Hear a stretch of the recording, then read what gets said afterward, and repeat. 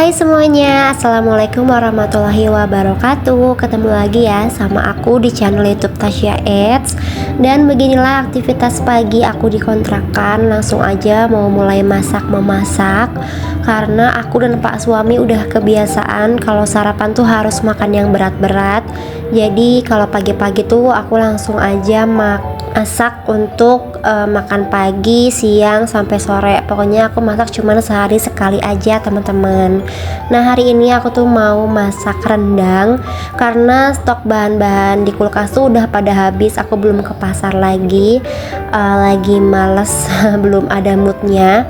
Nah terus juga kebetulan masih ada sisa stok daging kurban di kulkas, jadi aku masak rendang aja. Kalau teman-teman gimana, daging kurbannya masih ada atau enggak?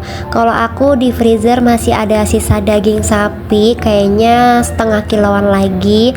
Terus ada ati sapi, aku juga nggak tahu deh itu beratnya berapa, nggak terlalu banyak. Dan aku juga masih ada stok iga sapi, itu yang paling banyak karena jarang dimasak teman-teman. Aku tuh biasanya masak iga sapi kalau nggak di gulai atau nggak di sop, udah gitu aja. Belum pernah nyobain resep-resep yang lain. Tadinya hari ini aku tuh kepengen bikin bola-bola daging, bumbunya di bistik gitu teman-teman, soalnya aku belum pernah nyobain. Nah dari semalam aku tuh udah ngeliat resepnya di TikTok, terus di YouTube juga. Cuman bumbunya tuh ternyata aku nggak lengkap, soalnya waktu aku lihat resep di YouTube itu kayak pakai kecap asin, kecap Inggris, pakai kecap teriyaki juga. Nah karena akunya males harus ke warung dulu, jadi aku masak rendang aja. Kebetulan bumbu instannya tuh ada stoknya di kulkas. Nah ini rendangnya udah jadi, langsung aja aku mau makan ya. Ini tuh enak banget dimakan sama nasi anget, dicocol lagi tuh sama bumbunya, diuwel-uwel. Karena kita udah lama nggak makan rendang, jadi waktu tadi aku masak rendang tuh kerasa nikmat banget. Terakhir kita makan rendang itu di rumah ibu ya, waktu Idul Adha. Atau kita makan rendang lagi bikin mie instan yang rasa rendang itu loh teman-teman. Karena jujur aja aku tuh malas banget kalau masak rendang, soalnya kan bumbunya tuh harus lekoh. Terus agak repot juga ya, jadi banyak banget cucian piringnya. Terus juga masaknya lama banget, tadi hampir 1,5 jam biar bumbunya tuh bener-bener matang sempurna. Jadi rendangnya tuh enak banget gitu loh teman-teman. Makanya tadi Pak suami aku sampai kaget, porsi sarapannya udah kayak porsi makan siang gitu, sampai nambah juga. Terus tadi katanya mau bekal nasi juga ke tempat kerjaannya. Alhamdulillah deh, soalnya Pak suami tuh jarang-jarang banget mau dibekelin nasi. Soalnya kalau udah sibuk kerja biasanya tuh nggak inget makan, jadi makannya tuh nanti kalau udah selesai kerja. Cuman karena mungkin menunya rendang, jadi ya udah bekal nasi katanya. Rasanya seneng banget ya kalau kita masak menu apa gitu ya, terus semua anggota keluarga, anak, suami itu pada doyan, bahkan makannya lahap sampai habis masakan kita, terus minta dibikinin lagi. Wah itu rasanya seneng banget ya teman-teman. Walaupun dalam proses masaknya itu agak melelahkan, keringetan, repot juga, tapi kalau semua anggota keluarga suka, rasanya tuh kayak hilang gitu ya capeknya. Tapi kalau misalnya kita udah capek-capek masak nih, terus Pak suami nggak ngabar-ngabarin, tiba-tiba bawa lauk dari luar, beli di luar, wah itu rasanya kecewa banget ya. Terus misalnya kita udah capek-capek masak nih menu yang baru, dan ternyata suami atau anak tuh nggak suka gitu, wah itu aku sampai kesel banget teman-teman, sampai nggak mau masak menu itu lagi gitu kalau Pak suami tuh nggak suka sama menu itu. Oke, udah selesai urusan dapur. Tadi aku juga nyiapin bekal Pak suami dulu. Terus beres-beresnya nunggu Pak suami berangkat kerja biar lebih leluasa. Karena kalau Pak suami belum berangkat kerja biasanya kan suka diem di karpet sini ya.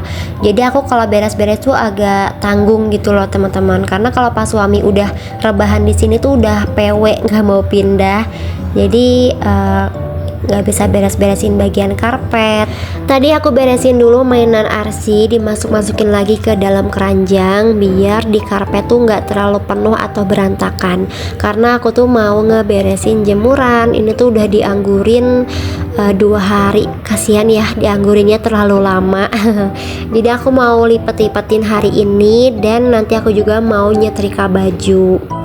Pokoknya tiada hari tanpa ngeberesin mainan. Dalam sehari aku bisa ngeberesin mainan Arsy itu berapa kali ya? Pokoknya nggak kehitung deh teman-teman, saking seringnya ya. Mungkin teman-teman yang masih punya anak toddler ngerti banget ya situasinya. Rumah tuh kayak nggak bisa lama gitu rapinya. Paling sebentar lagi nih bakalan diberantakin lagi mainannya. Tapi sekarang aku mencoba untuk mengerti kenapa Arsy ngacak-ngacak mainannya. Karena kan kita beliin mainan tuh buat dimainin ya teman-teman. Kalau buat disimpan juga buat apa gitu kita beliin mainan. Terus di sini tuh Arsy nggak punya teman karena aku kan kontrakannya jauh dari tetangga. Depan kontrakan aku tuh kan sawah ya, jadi jarang banget ada orang yang lewat kecuali orang-orang yang mau pada ke sawah. Nah jadi kalau nggak ngacak-ngacak mainan ya Arsy mau main sama siapa lagi gitu kan, mau main apa lagi. Jadi ya udah nggak apa-apa deh dia ngacak-ngacak mainannya. Yang penting Arsy tuh nggak kecanduan screen time TV atau HP. Karena setelah aku banyak baca-baca informasi tentang anak, tentang screen time tuh ternyata bahaya banget ya.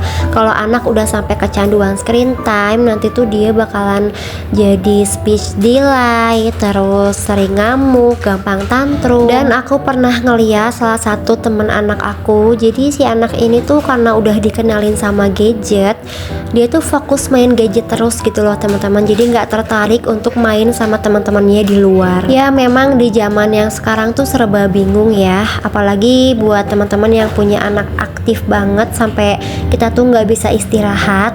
Nah kita juga butuh istirahat kan, dengan cara apa? Dengan cara anak itu dikasih screen time TV atau HP gitu, biar kitanya bisa istirahat, bisa melakukan aktivitas yang lain, masak atau beres-beres tanpa digangguin si anak.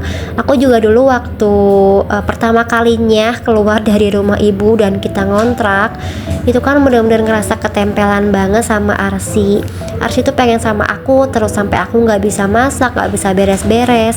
Nah karena dengan sangat terpaksa banget ya udah akhirnya aku kenalin Arsy TV. Waktu itu aku belum pernah kenalin Arsy HP. Nah terus aku setelin TV, Upin Ipin atau kartun gitu ya. Nah dari situ Arsy mau aku tinggalin sendirian. Jadi aku bisa beres-beres dengan tenang tanpa ditempelin Arsy terus. Tapi itu balik lagi sama kita sendiri ya teman-teman. Aku yakin seorang ibu tuh tahu yang terbaik untuk anaknya. Oke udah selesai ngelipetin baju, langsung aja aku mau mulai nyetrika. Mumpung mood akunya masih bagus nih, masih rajin mau beres-beres. Nah ini aku tuh sambil nahan ketawa sih sebenarnya, karena tumben banget Arsy mau sholat teman-teman. Biasanya dia tuh kalau diajak sholat bareng gitu ya, berjamaah sama papahnya suka nggak mau, tapi ini tiba-tiba dia mau sholat sendiri. Dan setelah selesai sholat Arsy tuh langsung doa. Aduh masya Allah, rasanya adem banget ya kalau ngelihat kayak gini ya teman-teman. Terus kayak lucu juga gitu, jadi hiburan buat aku. Gak kerasa ternyata aku gabung menjadi partner YouTube udah setahun aja nih teman-teman. Alhamdulillah masya Allah. Yang namanya suka duka, naik turun views itu udah aku alamin ya. Tapi alhamdulillah aku masih bisa konsisten upload video sampai sekarang, walaupun upload videonya nggak bisa setiap hari ya.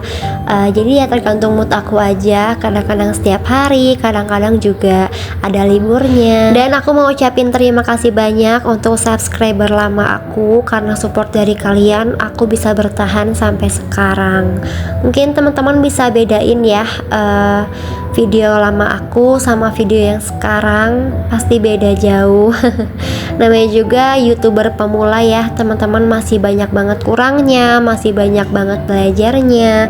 Terus cara ngambil videonya juga pasti berubah banget, karena dulu yang namanya aku tuh nggak pernah kenal bikin video, cara ngedit video kayak gimana tuh aku benar-benar belajar banget.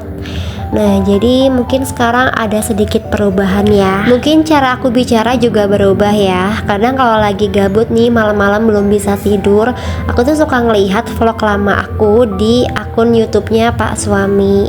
Nah, terus aku juga kadang suka ketawa sendiri, kok bisa gitu ya aku bikin vlog kayak gitu. Untung aja ada yang nonton gitu. Dari cara aku ngomong masih terbata-bata, public speakingnya tuh bener-bener minus banget. Terus kualitas videonya juga bener-bener rendah banget teman-teman. Tapi alhamdulillah sekarang ada sedikit perubahan karena aku udah banyak belajar. Sebenarnya tantangan banget ya untuk belajar hal baru, apalagi kayak aku nih udah ibu-ibu paling males banget kalau harus belajar yang kayak gitu-gitu.